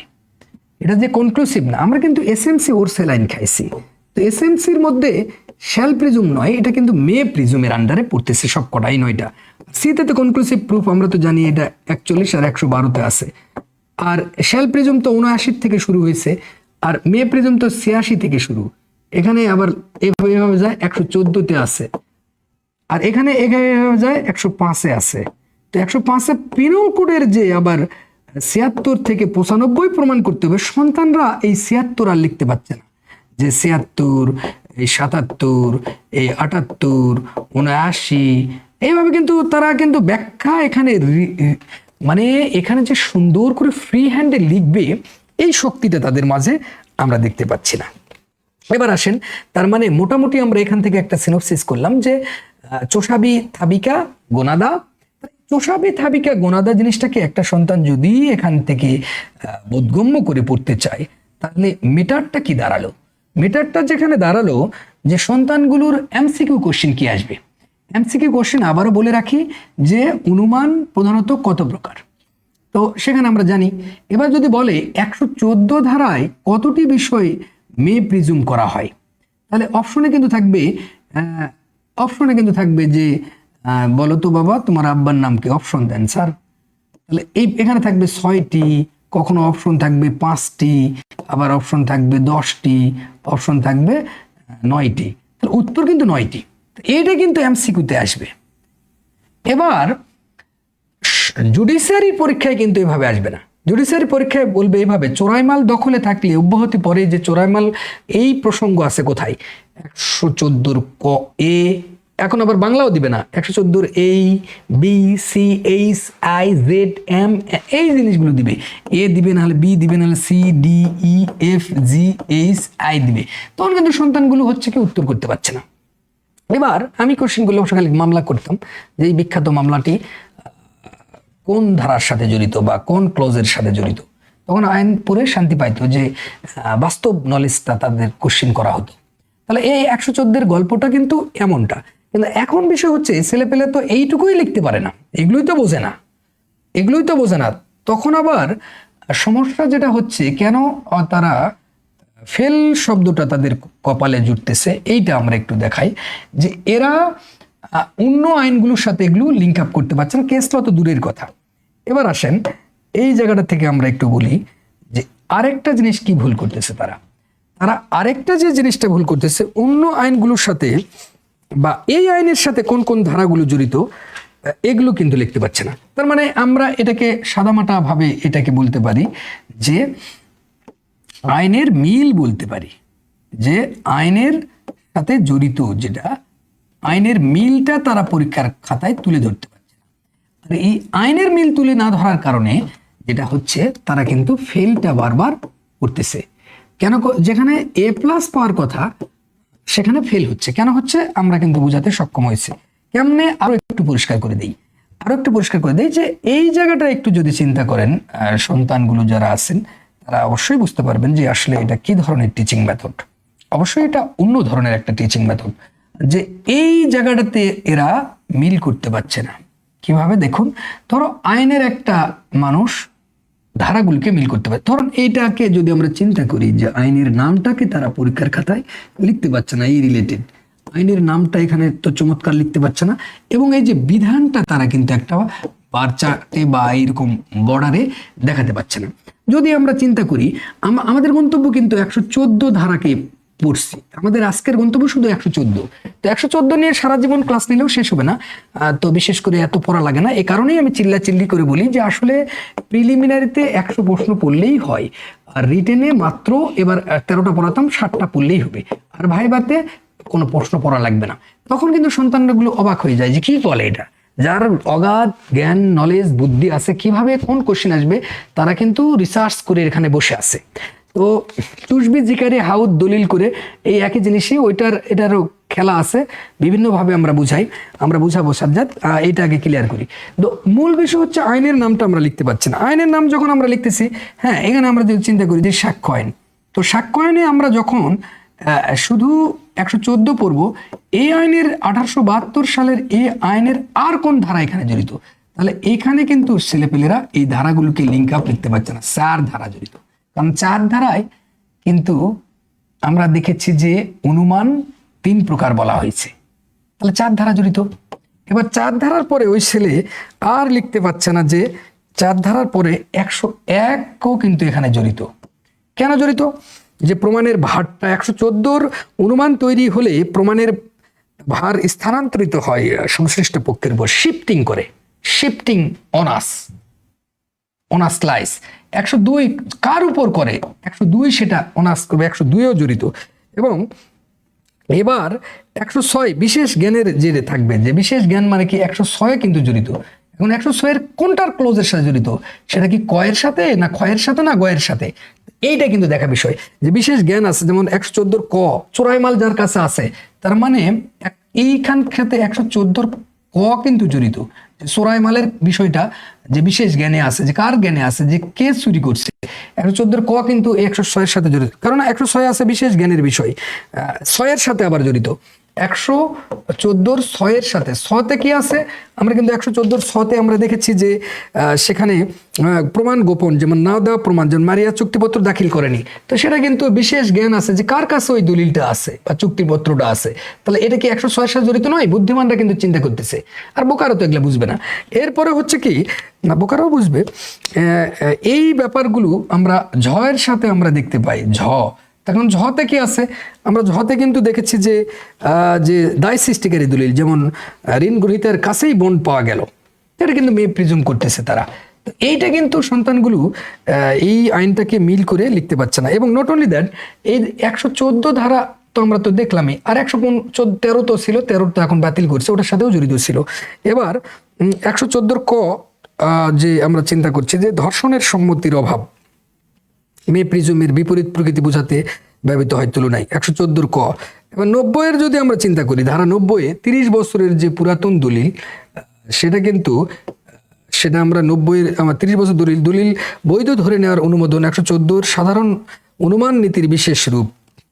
8-এ যদি চলে যায় আচরণ সংক্রান্ত প্রসঙ্গত যে মোটিভ, তো 8-এও কিন্তু এটা জড়িত। মানুষ কিন্তু 114 পড়তেছে, কিন্তু তাদের কিন্তু হুঁশ নাই যে এই আইনেরই কোন কোন ধারার সাথে এটা জড়িত। আইনটা ওভাবে, ল কিন্তু একটা সুন্দর একটা জিনিস, এই লটা কিন্তু এভাবে তারা না বুঝার কারণে প্রশ্নগুলো বুঝতে পারে না। খেয়াল করেন, তাহলে 8-এ মোটিভ প্রাসঙ্গিক, এটাও কিন্তু যে 114 মানুষের স্বাভাবিক আচরণ ধরে অনুমান করে, যা 8 ধারার সঙ্গে যুক্ত। মোটিভটা কেমন ছিল তার মানে 4-এর সাথে কিভাবে জড়িত, 101-এর সাথে কিভাবে, 102-এর সাথে কিভাবে, 106-এর সাথে কিভাবে জড়িত, 90-এর সাথে 30 বছরের পুরাতন দলিল, 8-এর সাথে কিভাবে জড়িত। অ্যান্ড নট অনলি দ্যাট, যে 11 ধারায় যে ঘটনা অস্তিত্ব অনস্তিত্ব যে আছে, যে 114 ধারার অনুমান দ্বারা ঘটনা আছে বা নেই, এটি 11 ধারার প্রয়োগে সহায়ক। তার মানে ঘটনার অস্তিত্ব আছে বা নাই, এটা কিন্তু 11-তে প্লে অফ এলিবির যে একটা খেলা, সেটা কিন্তু আবার এই প্লে অফ এলিবি আবার প্রমাণ করতে হয় 103-এ গিয়ে, সেটা কিন্তু এখানে জড়িত। সন্তানগুলো যখন 114 পড়তেছে, এগুলা কিচ্ছু বোঝে না, পরীক্ষার খাতায় লিখে আসতেছে, হয়তো রিভিউ করতেছে, লাভ হচ্ছে না। যদিও পাশ করে দিচ্ছে সবাইকে, কপাল ভালো। আমি হলে তো অবশ্যই মনে করো যে 0 পাওয়ার যোগ্য নয়, তারপরেও কিন্তু 50 পেয়ে যাচ্ছে। কেন পাচ্ছে? করুণা, এক ধরনের করুণাবোধ সবার প্রতি। তো এরপরে যে ব্যাপারটা, যে এই আইনের সাক্ষ্য আইনের আর কোন ধারার সাথে এটা জড়িত, আমরা দেখতে পাই যে 24 ধারার সাথে কিন্তু এটা জড়িত। 24 ধারার সাথে, 24 থেকে 26 ধারার সাথে কিন্তু এটা অটোভাবে জড়িত, 26 পর্যন্ত ধারার সাথে। কেমনে? যে আমরা স্বীকারোক্তি, দোষ স্বীকারোক্তি সেখানে দেখি যে 114 খতে সহযোগী অপরাধীর যে সাক্ষ্যটা, তাহলে এই যে এই জিনিসটা আবার যে ওটা কেমনে মিল, সন্তানগুলো কিন্তু এটা পড়ে আর বোঝে না।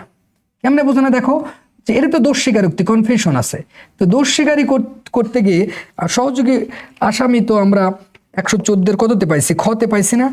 114-এর খতে কি ওই যে আমরা চোষাবি খতে, তাহলে এই যে ক্ষয়ের যে অ্যাকমপ্লিশ, এই অ্যাকমপ্লিশ আবার সাক্ষ্য আইনের 133-এ যায়, আবার এখানে জড়িত।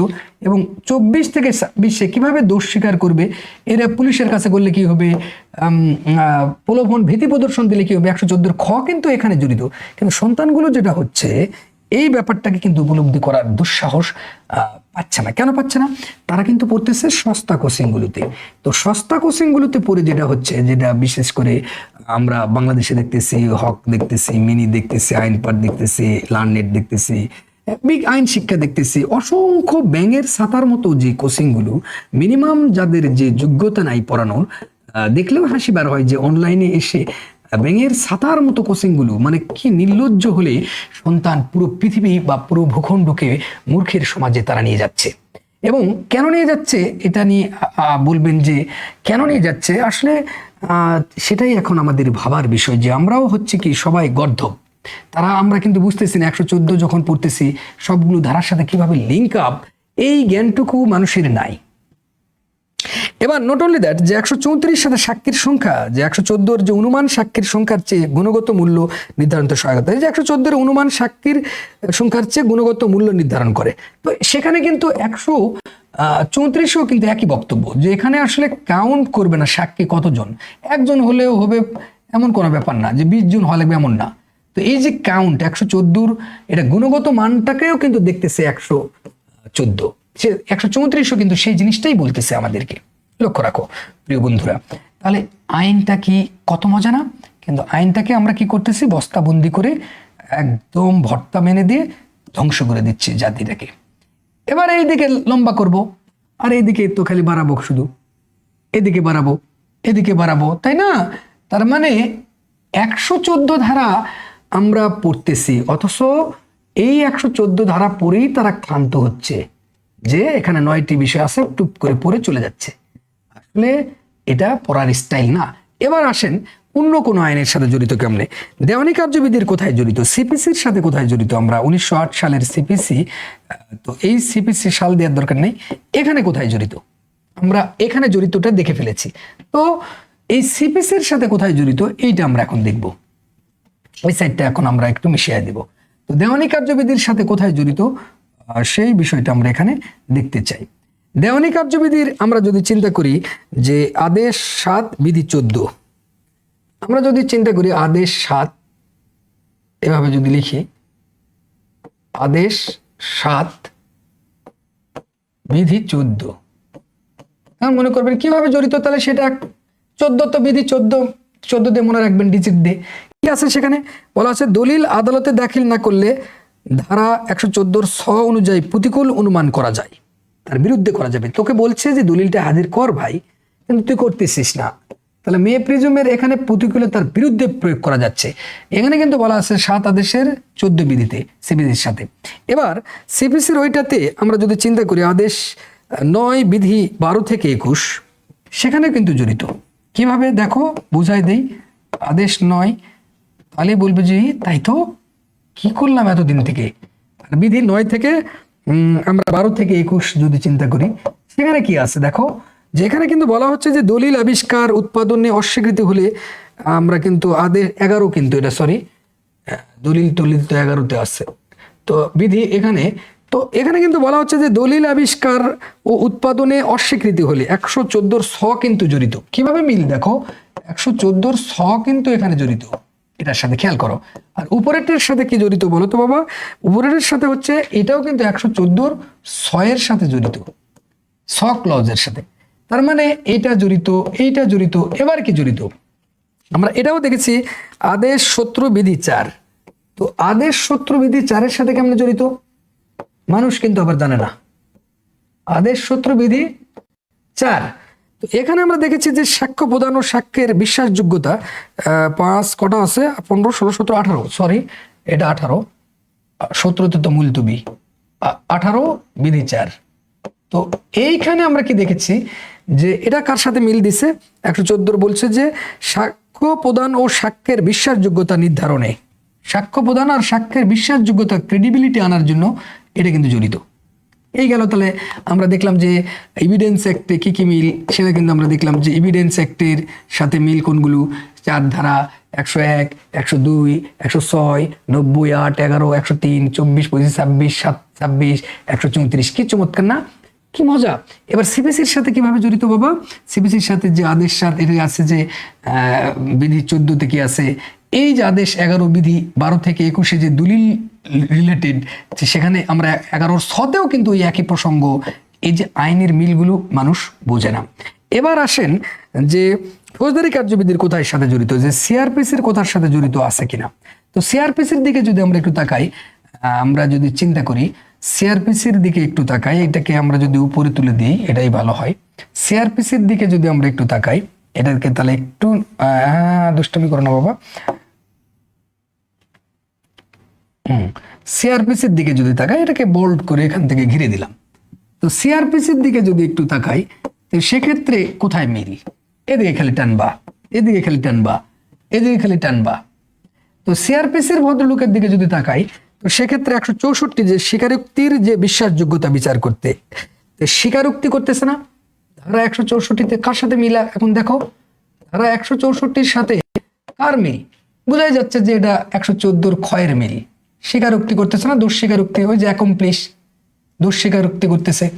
তাহলে এই যে 164-র সাথে কিন্তু সন্তানগুলো কিন্তু আইন পড়ে বুঝতেছে না, যে 164-র সাথে কিন্তু আমাদের এই যে ভদ্রলোক 100 খতে কি আছে আমরা জানি, অ্যাকমপ্লিশ আছে।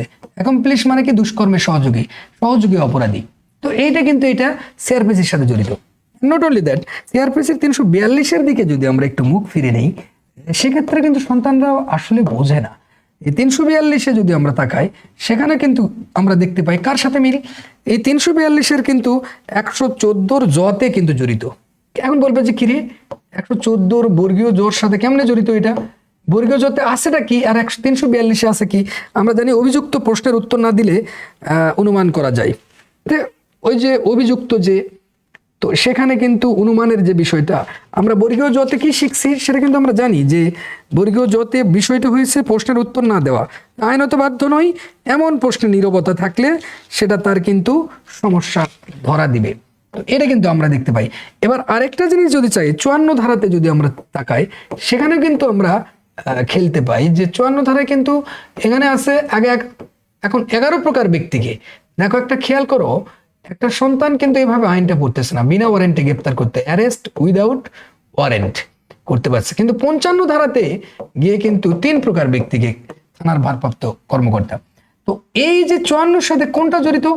54-র সাথে কিন্তু 114-র ও জড়িত। এখন বলবে কি রে 114-র ও কিভাবে জড়িত? ওই কোন পাগল টিচারের কাছে আসলাম রে ভাই। 114-র ওতে আছেটা কি? 114-র ওতে যে প্রসঙ্গটা আমরা দেখেছি সেটা হচ্ছে বিচারিক বা সরকারি কাজ। তাহলে বিচারিক বা সরকারি কাজ, বিনা ওয়ারেন্টে গ্রেপ্তার কে করতেছে? পুলিশ। তাহলে পুলিশ কে জিনিস? পুলিশ তো একটা সরকারের চাকরি করে, তাহলে এটা কি পুলিশটা কার? বিনা ওয়ারেন্টে গ্রেপ্তার করতে পারছে, তো ওয়ারেন্ট ছাড়াই জামিনযোগ্য 11 প্রকার ব্যক্তিকে করতে পারছে, সরকারি কাজও হতে পারে। এইটা কিন্তু এটার সাথে জড়িত, মানুষ কিন্তু এটাকে বুঝতেছে না। অ্যান্ড নট অনলি দ্যাট, যদি আমরা একটু এখান থেকে ড্রব্যাক করে যাই বাবুরা, সোনামণিরা, একটা ক্লাস তোমরা দেখবা, বেশি ক্লাস তোমাদের দেখতে হবে না। তোমাদের প্রতি আমার উদাত্ত আহ্বান, যারা ল ডক্টরের বিশ্বাস আইন শক্তি একাডেমি, এটা কিন্তু আইনের শক্তি।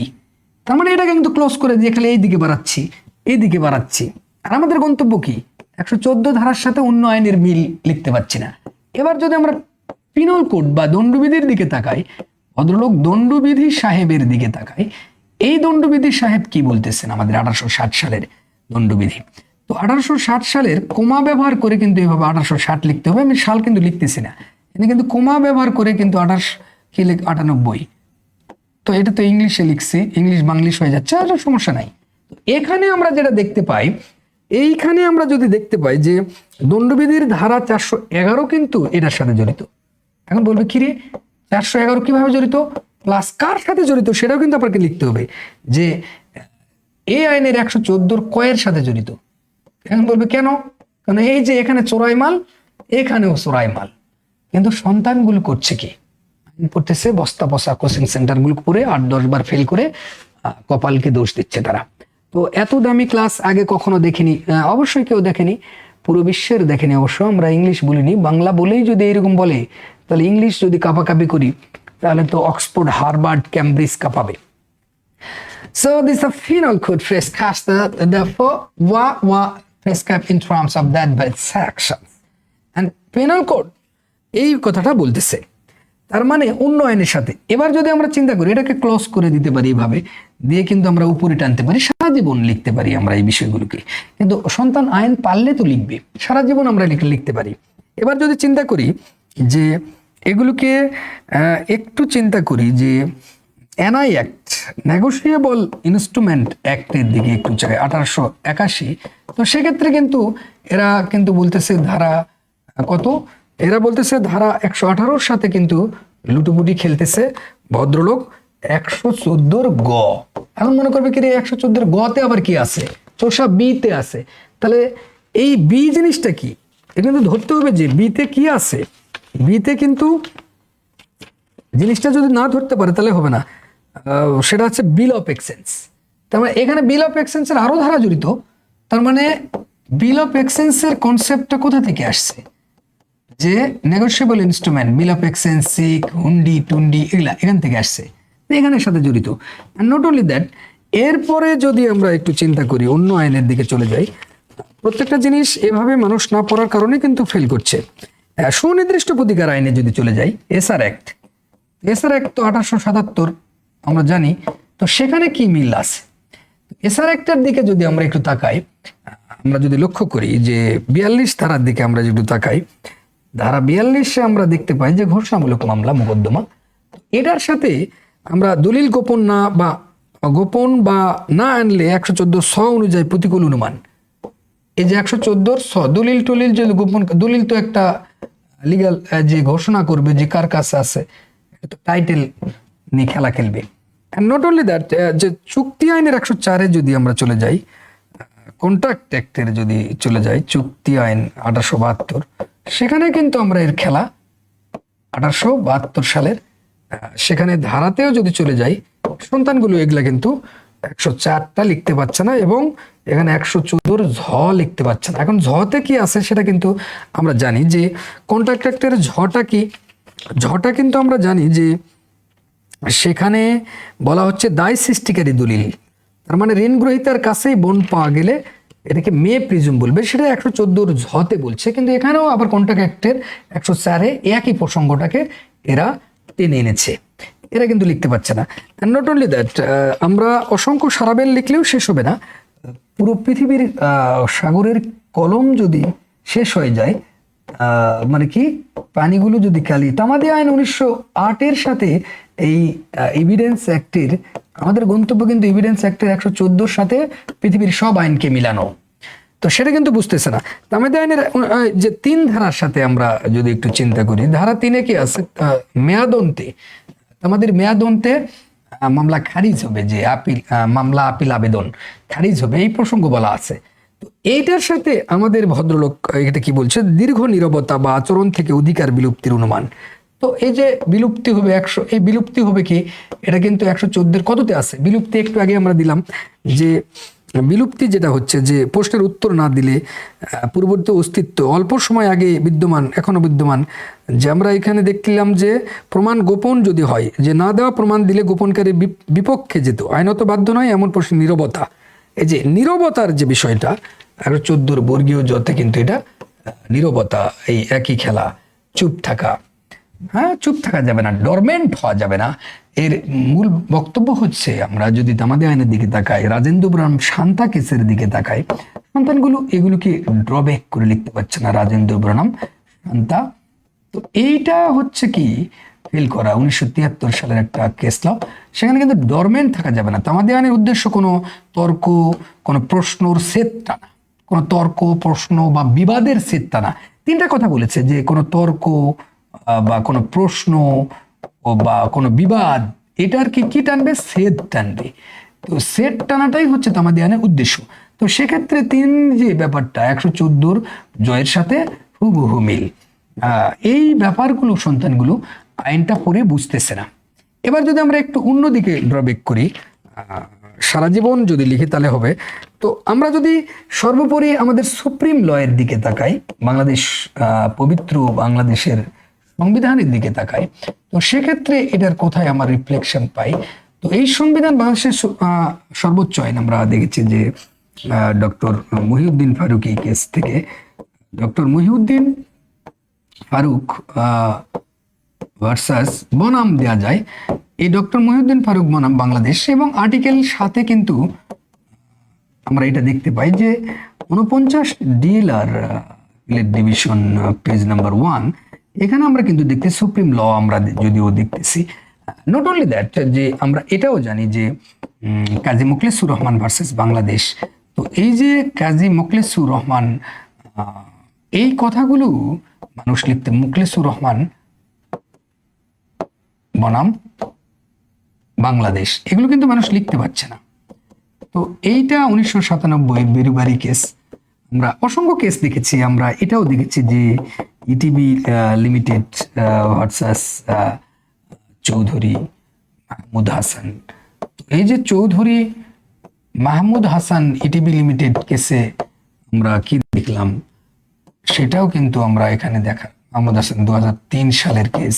নট অনলি দ্যাটস, আমরা অসংখ্য কেস দেখেছি, Italian Marble Works Limited case, অসংখ্য কেস, আব্দুল লতিফ মির্জা ভার্সেস কি state versus Abdul Latif Mirza versus state যদি আমরা চিন্তা করি, Abdul Latif Mirza versus state case যদি আমরা 1979 টেনে আনি, প্রত্যেকটা কনস্টিটিউশনাল ডক্ট্রিনের কেস, নট অনলি দ্যাট, অসংখ্য সারা জীবন যদি আমরা এখানে লিখতে পারি যে আমরা এটাও দেখেছি যে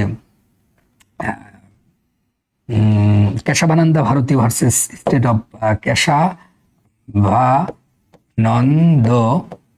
ভারতী কেশবানন্দা ভারতী ভার্সেস স্টেট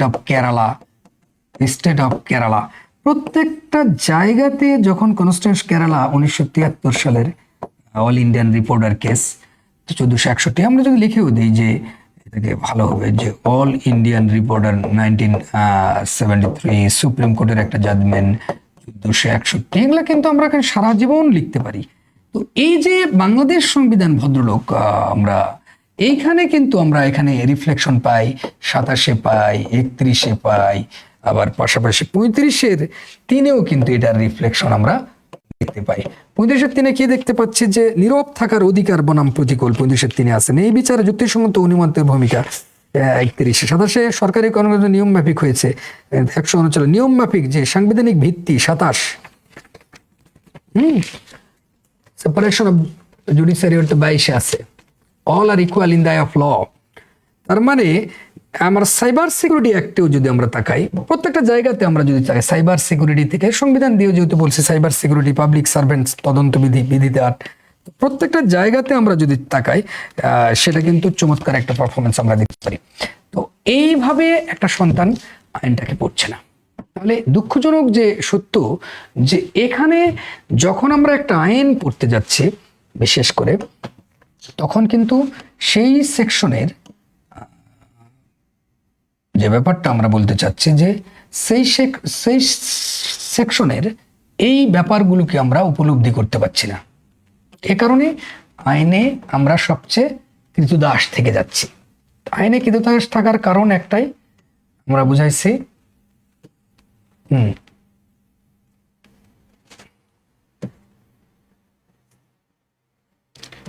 তো যাই হোক, এটা আমরা এখান থেকে বেরিয়ে যাব, টেনশনের কিছু নাই, বা আমরা একটু এখান থেকে প্লাস করে দিয়ে আরেকটা নিয়ে আসবো।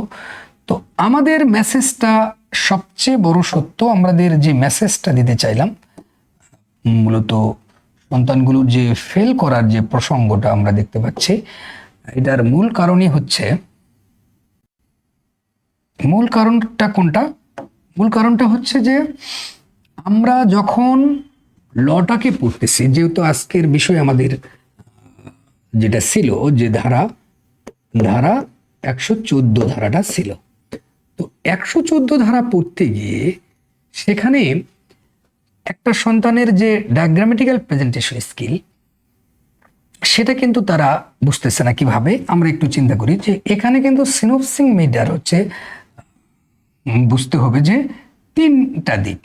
তিনটা দিকের মধ্যে সবচেয়ে বড় যে দিকটা, এইটা হচ্ছে রিটেন পরীক্ষা বা যেটাকে বলা হচ্ছে লিখিত পরীক্ষা। তো এই লিখিত পরীক্ষায় মানুষ ধরাশায়ী হচ্ছে, আর ভাইবা পরীক্ষার সামান্য এখান থেকে কেটে অল্প একটু যে বিষয় ভাইবা পরীক্ষা, আর এই জিনিসটাকে আমরা বলতেছি প্রিলি এমসিকিউ। এখন মোটামুটি যে বিষয়টা হচ্ছে যে 114 ধারা যখন একটা সন্তান পড়তেছে, প্রিলিতে কোশ্চিন তার হতে পারে কি, প্রিলিতে যে কোশ্চিনটা তার হতে পারে সেটা কিন্তু আহামরি কিন্তু জটিল কোনো কোশ্চিন হবে না।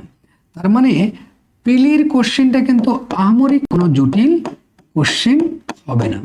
প্রিলির কোশ্চিন কিন্তু পুরোটাই কোশ্চিন হবে কি, প্রিলির যে কোশ্চিনটা হবে, এই প্রিলির কোশ্চিনটা যেটা হবে সেটা একটু খেয়াল করে দেই, মনে করে দেই সন্তানদের।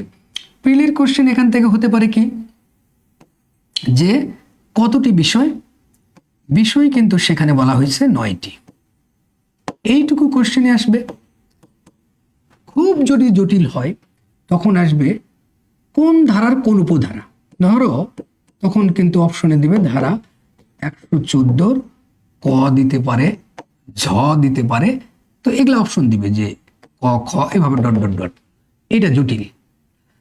এবার আর কিন্তু খুব জটিল যদি হয়, একেবারে জটিল, তখন একটা উদাহরণ তুলে দিয়ে বলবি এটি কোন ধারায় কোন উপধারায় আছে। এই হচ্ছে মোটামুটি প্রিলির কোশ্চেন। কিন্তু ভাইবার কি, পরে আমরা যাচ্ছি। রিটেন যে কনসেপ্ট, এই সন্তানগুলো রিটেনে সবচেয়ে ধরাশায়ী হচ্ছে। তারা সস্তা মানের কোশ্চেনগুলো করে, বিশেষ করে 8-10 বার বা 3-4 বার ফেল করছে। তারা কিন্তু রিটেনে এই কনসেপ্টটাকে ক্লিয়ার করতে পারছে না যে এই রিটেনে আমার কি লাগবে, রিটেনে তার কি লাগবে সেটা জানার জন্য অবশ্যই আইন শক্তি একাডেমি, যারা আইন শক্তি একাডেমিতে পড়বে তারা কখনোই ফেল করবে না, অসম্ভব। যারা বুদ্ধিমান এবং বোকা মার্কা তারা কিন্তু অলরেডি বুঝে গেছে বিষয়টাকে, মানে একদম যে বোকা টাইপ সেও কিন্তু বুঝে গেছে। তার মানে এই রিটেনে এসে এরা ধরাশায়ী হচ্ছে, তারা কিন্তু লিখতে পারছে না যে এর একটা চমৎকার ভূমিকা, এটা কিন্তু লিখতে পারছে না একটা বিখ্যাত মামলার আলোকে। এরপরে এই জিনিসটার যে একটা পরিচয় বা সংজ্ঞা, এটা কিন্তু তারা লিখতে পারছে না পরীক্ষার খাতায়। এবং তার যে একটা আইনের বিধান বা আইনের যে মিল বা সেতুবন্ধন বিভিন্ন আইনের সাথে, এই কম্পারেটিভ স্টাডি তারা পরীক্ষার খাতায় দেখাতে পারছে না। আরেকটা বিষয় এখানে চমৎকার যে সে উদাহরণগুলোকে ক্রিয়েট করতে পারছে না পরীক্ষার খাতায় রিটেনে। আর নট অনলি দ্যাট, এই উদাহরণের ফলশ্রুতিতে তারা কিন্তু এখানে ব্যতিক্রমগুলোকে তুলে ধরতে পারছে না, এখানে কি কি ব্যতিক্রম আছে সেগুলো তুলে ধরতে পারছে না। আরেকটা বিষয়, মজার বিষয় হচ্ছে এই ব্যতিক্রমের পরে হয়তো ব্যতিক্রম পারলো, সবই পারলো, তারা কিন্তু বাস্তব নলেজ নেই তাদের, বিখ্যাত মামলা দ্বারা সেই জিনিসটুকুই ভালোভাবে প্রকাশ করতে পারছে না, প্রমাণ করতে পারছে না। এই বিখ্যাত মামলা দ্বারা যতক্ষণ প্রমাণ করতে না পারবে ততক্ষণই তারা ফেল শব্দটার সাথে জড়িত হবে। আর বিখ্যাত মামলা দিয়ে যদি এই জিনিসটাকে প্রুফ করে তখনই কিন্তু A+ নম্বরটা হয়ে যাবে। তাহলে কাজটাকে তারা বই কিনবে কোনগুলো, বাজারের সস্তা বই কিনা কখনোই যাবে না।